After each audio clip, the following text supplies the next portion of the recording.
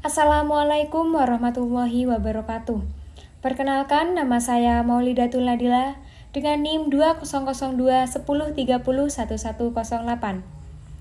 Saya adalah mahasiswi Pendidikan Ekonomi Universitas Negeri Jember. Di sini, saya akan menjelaskan mengenai moral, etika, dan akhlak dalam pemenuhan tugas akhir agama Islam, kelas 28. Berikut pemaparan dari saya.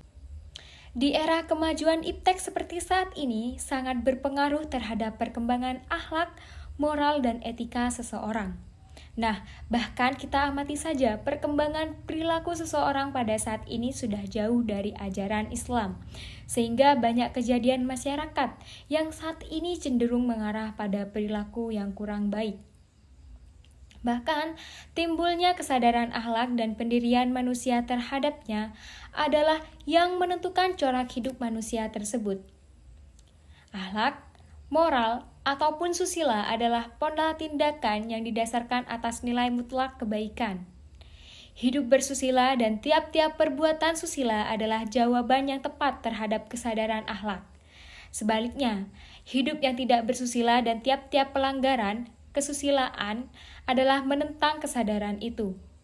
Nah, di sini pasti teman-teman semua bertanya kan, bagaimana sih hubungan antara etika, moral, dan akhlak dalam Islam? Baik, di sini saya akan jelaskan mengenai hal tersebut sedikit saja. Nah, hubungan antara etika, moral, dan akhlak yaitu sama-sama memiliki objek yang sama, yaitu sama-sama membahas tentang perbuatan manusia yang ditentukan oleh posisinya. Nah, selanjutnya nih, pengertian etika, moral, dan akhlak.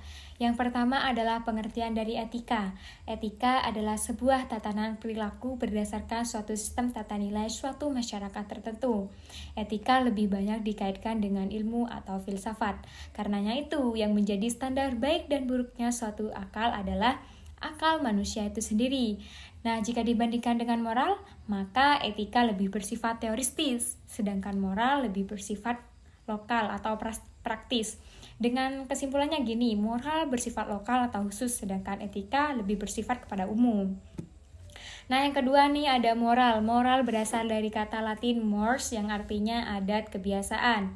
Moral selalu dikaitkan dengan ajaran baik buruk yang diterima umum atau masyarakat. Karena itu, adat istiadat masyarakat menjadi standar dalam penentuan baik dan buruknya suatu perbuatan. Akhlak berasal dari kata khulq yang artinya perang atau tabiat. Dan dalam Kamus Besar Bahasa Indonesia, kata akhlak diartikan sebagai budi pekerti atau kelakuan. Dapat didefinisikan bahwa akhlak adalah daya kekuatan jiwa yang mendorong perbuatan dengan mudah, spontan, tanpa dipikirkan dan direnungkan lagi.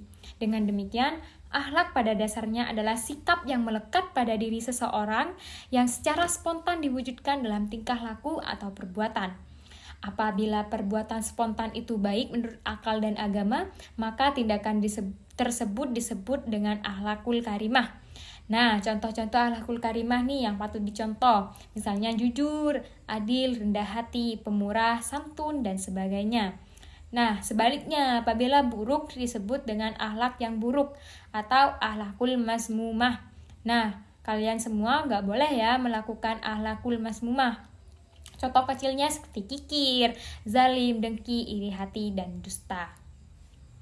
Nah, untuk selanjutnya yang pasti kalian ingin tahu, apa sih perbedaan antara akhlak, moral, dan etika?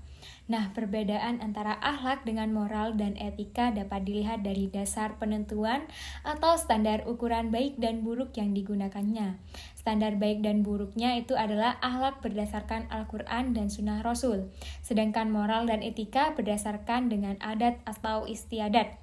Nah, adat istiadat atau kesepakatan yang dibuat oleh suatu masyarakat tertentu. Jika masyarakat menganggap suatu perbuatan itu baik, maka baik pulalah nilai perbuatan tersebut. Dengan demikian, standar nilai moral dan etika bersifat lokal atau temporal, sedangkan standar akhlak bersifat universal dan abadi dalam pandangan Islam. Akhlak merupakan cerminan dari apa yang ada dalam jiwa seseorang.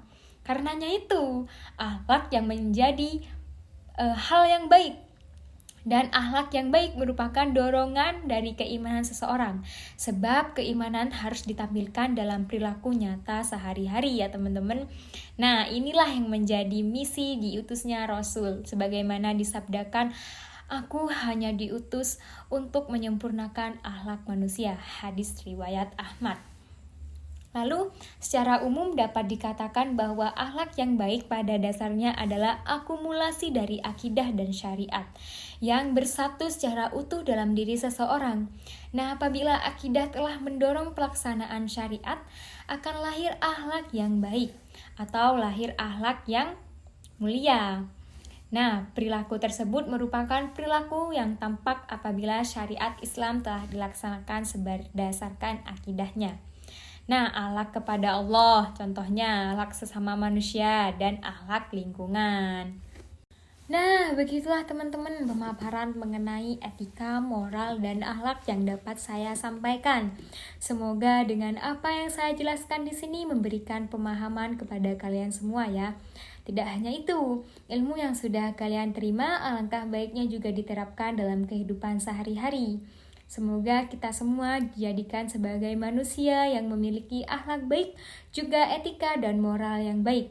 Amin, amin ya robbal alamin.